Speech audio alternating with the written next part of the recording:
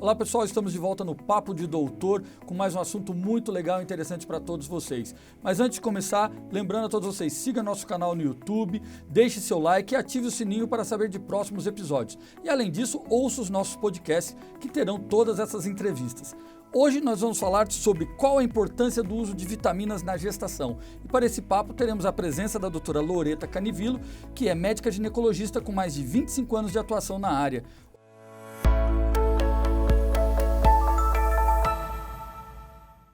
Oi Loreta, tudo bem? Prazer ter você aqui com a gente hoje. Tudo bem? Obrigada, viu? Legal, e para começar, já queria saber exatamente isso. Qual a importância de usar vitaminas durante a gestação? A gestante é uma pessoa que divide tudo que ela recebe com o feto. E essa divisão leva a uma carência alimentar. Então, existem algumas vitaminas que são obrigatórias na gestação. No início, ácido fólico, toda gestante tem que tomar ácido fólico. E cálcio, os polivitamínicos com os suplementos alimentares e com a progressão da gestação, ômega e vitamina D. Que essas coisas são muito importantes no sentido que uma gestação, o resultado final bom depende daquilo que você comeu. Como a maioria das pessoas já não come também uma comida em grande quantidade, cheia de verdura, cheia de proteína, então a gente acaba suplementando algumas vitaminas que acabam faltando na alimentação do dia a dia do brasileiro. Você falou uma coisa muito importante, né? A alimentação ela é muito importante para a gestante, não é isso? A alimentação é o pilar do bem-estar, né? Que é o sono, a atividade física e a comida. Só que as pessoas, hoje em dia, elas comem muita coisa processada, ou elas têm dietas muito restritivas, com esse medo de engordar, as pessoas ficaram muito restritivas na dieta e esquecem daquela comida que sua avó fazia, que tinha o verdinho, o amarelinho, tinha várias cores, e essa variedade de cores que aumenta a capacidade de absorção de elementos da alimentação. Perfeito. E a gente falando assim de vitaminas, né? Uma vitamina que o pessoal tem utilizado muito, está em moda, é a vitamina D. Como as sociedades, os médicos têm visto a suplementação de vitamina D em gestantes? Então, as sociedades internacionais, a FIGO especialmente, que trata da ginecologia e obstetrícia, ela fala para suplementar todo mundo obrigatoriamente. Então, toda gestante obrigatoriamente deve ser suplementada. E isso varia. Tem sociedades que falam que é desde o começo e tem outras que falam no segundo e terceiro trimestre. A maioria dos obstetras suplementa o paciente. O problema é que tem 3 níveis de vitamina D. Então, a gente pode dosar a nossa vitamina D. A minha vitamina D, abaixo de 15, ela está insuficiente. Ela não serve para te ajudar a formar osso, reter cálcio, que é a função da vitamina D. Que também leva o nome de vitamina, mas é um hormônio porque ela exerce muitas funções. Por isso que ela é muito importante. De 15 até 25, a gente fala em deficiência. De 50 para cima, eles falam que é o adequado. Mas isso ainda não congruiu para ter uma mesma quantidade de valor para todo mundo. Então, o que a gente sabe? Nas sociedades de nutrição, nutrologia, eles falam que a gente deve deixar essa gestante em 40, 50 unidades para a gente poder ver. Só que como você não dosa e existe um risco maior de intoxicação, você dá uma dose relativamente baixa. Então, no Brasil, especificamente em São Paulo, que é onde eu atuo, a gente dá entre 1.000 e 2.000 unidades por dia para todas essas pacientes. Tá, então, só para a gente reforçar assim, qual que é o valor normal que eu tenho que considerar e quando que eu devo realmente me preocupar? Então, as sociedades falam entre 20 e 30. A opinião do especialista, que é uma coisa que para a sociedade não vale muito, é em torno de 40. Tá? Então, quem tem acesso, dosa da gestante, e a gente acha que seria muito importante isso fazer parte da rotina, dosar a vitamina D para você chegar no valor que você precisa. Mas acho que por uma questão de custo isso não é dosado. Poucas pessoas têm acesso a isso. Então, a gente fala em torno de 30 a 40, que é o ideal. Acima de 50 em gestante a gente não deixa, porque pode dar uma intoxicação acima de 100, você nunca sabe. Você teria que dosar todo mês, né? Isso seria um problema. Então, acho que o importante, se você não tem como dosar, dá a dose mínima, 600 a 1.000 unidades por dia. Ótimo. E a gente estava conversando um pouco aqui, valores muito altos também não são bons, né? Às vezes o público tem a ideia que, eu quero ter o máximo possível. Não é bem assim que funciona, não é? Não, porque a vitamina D, ela faz um controle do cálcio. E o cálcio, ele está em todas as funções, desde contratura, desde coagulação, desde vasoconstrição, né, para manter a pressão, todas essas funções. Quando os pacientes começam a tomar vitamina D por conta própria, em altas doses, porque todo mundo pode tomar, né? A gente sempre fala assim, vitamina D todo mundo deve tomar porque a gente não toma só o suficiente. O que a gente precisa entender antes de eu falar isso? Que a vitamina D, ela vem da pele, a gente fabrica. Só que se você usa protetor, só que se você toma pouco sol, se você tem a pele mais escura, você faz menos vitamina D. Gente muito branca como eu faz muita vitamina D, mas a gente faz mais tumor, então a gente usa protetor. Então, nessa incongruência, nessa quantidade de informações que a gente não sabe como elas terminam, é importante todo mundo suplementar, mas suplementar numa dose baixa. Quando você começa a aumentar, você vai reter cálcio e ter uma hipercalcemia, que também é grave. Assim, tem risco de convulsão, outros riscos muito importantes. Então, todo mundo deve tomar? Deve. Deve tomar altas doses? Nunca. Então, o ideal, se você está tomando por conta própria, não passe de 2.000 unidades. Porque como ela é de depósito, pode demorar mais tempo para ela ficar no nível normal. Mas, pelo menos, você tem sua saúde garantida, né? Ótimo. Então, pessoal, só lembrando como a doutora Loreta está falando, grande importância de fazer um acompanhamento adequado. Muitas vezes a gente suplementa, podemos suplementar por um tempo, mas buscar um especialista para te acompanhar, para dosar e saber te indicar da melhor forma possível essa suplementação. Loreta, aproveitando já que a gente está falando de gestante, tem alguma relação, né, da vitamina D com baixo peso ao nascer? Tem. O baixo peso ao nascer são várias coisas que acontecem com a gestante, né?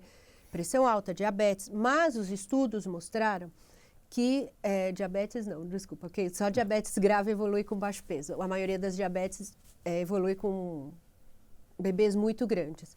A maioria dos estudos, e esses estudos são europeus, e a gente deve lembrar que os europeus tomam menos sol que a gente também, notaram que as pacientes que tinham vitamina D abaixo de 20 tinham bebês com baixo peso ao nascer. O que é baixo peso? É um bebê que pesa menos de 2,5 kg ao termo, ou seja, com 40 semanas. Porque você pode nascer com 1,5 kg, mas ter 30 semanas você pode não ser baixo peso, né? Então, o peso do bebê ele tem muito a ver com a vitamina D, porque a vitamina D ela vai fazer uma parte da massa óssea que está envolvida no peso, e a regulação da insulina. Isso as pessoas não valorizam.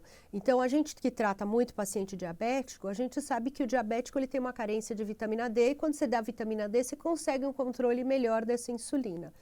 Então, a vitamina D está relacionada com o peso do bebê, com o trabalho de parto prematuro, com o metabolismo ósseo desse bebê e com a qualidade do desfecho final do parto, ou seja, a mãe que tem uma vitamina D adequada sempre tem um desfecho, ou seja, como as coisas terminam melhor do que as pacientes que têm baixa vitamina D. Mas a gente também não pode falar só que é vitamina D, a gente tem que ter mais cuidado também, porque fora a carência de vitamina D, tem carência de outras coisas envolvidas nessa situação. Senão tudo seria resolvido só com a vitamina D, né? E isso não é uma verdade. Então, eu acho que é muito importante esse recado que você está dando, dizendo, claro, temos a correlação de vitamina D com esse peso ao nascimento do bebê, mas não é só isso, tem diversos outros fatores. E você até comentou aqui algumas outras situações onde pode haver problemas pela falta de vitamina D para essa gestante. Quais outras condições mesmo que a gente pode relacionar essa deficiência? A deficiência de vitamina D tem um aumento de trabalho de parto prematuro. Essas pacientes podem ter bolsa rota, né? É engraçado que em medicina você pode estudar qualquer coisa. Então, as pacientes que tinham bolsa rota, o que é bolsa rota? Quando a bolsa rompe, e ela pode romper no ato do trabalho de parto, que é oportuno, isso não é um problema. Mas ela pode romper antes do trabalho de parto, então ela chama prematura.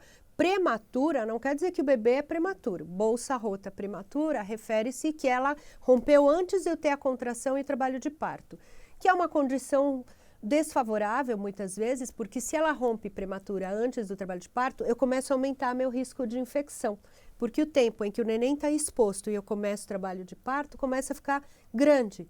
E a gente sabe, isso você também sabe, que mais de 18 horas de bolsa rota começa a aumentar o índice de infecção. E que as pacientes que tinham bolsa rota, a maioria tinha uma carência de vitamina D.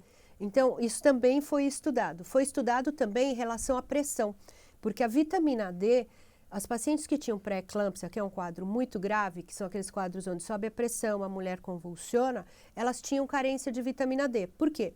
Porque a maior associação da vitamina D é com o cálcio.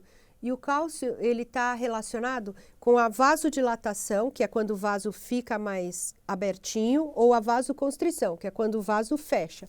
Toda vez que seu vaso sanguíneo fecha, a sua pressão sobe. Então, a gestante, elas têm um grande número de alterações de pré-eclâmpsia.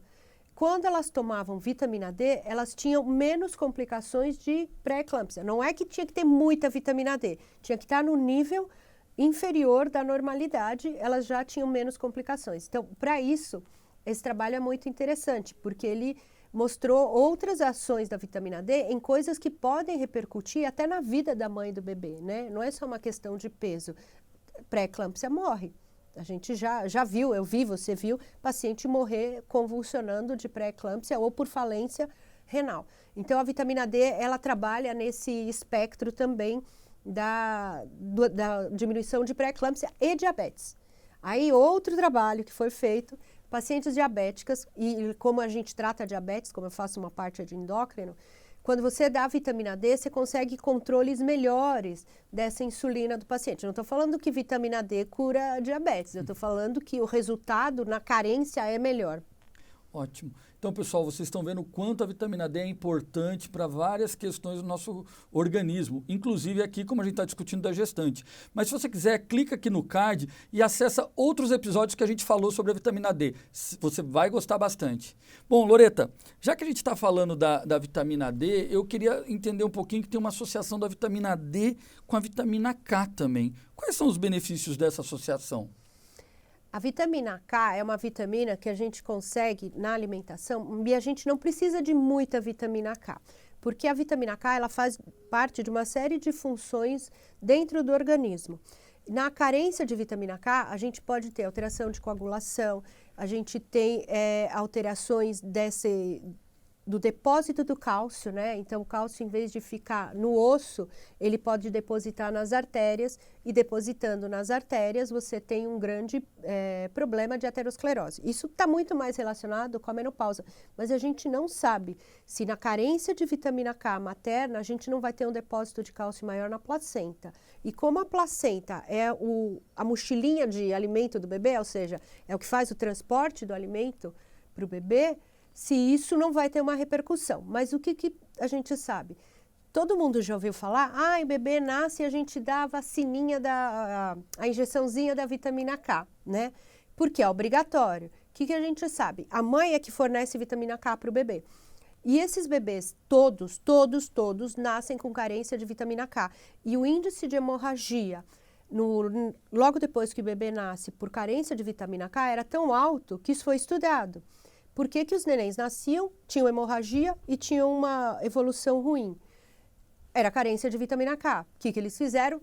Injeção de vitamina K. Talvez, e só talvez, porque isso é uma especulação dos trabalhos, associando a vitamina D com a vitamina K, você diminua essa carência do bebê. E talvez, quem sabe, daqui 20, 50 anos, você não precise mais dar injeção no bebê.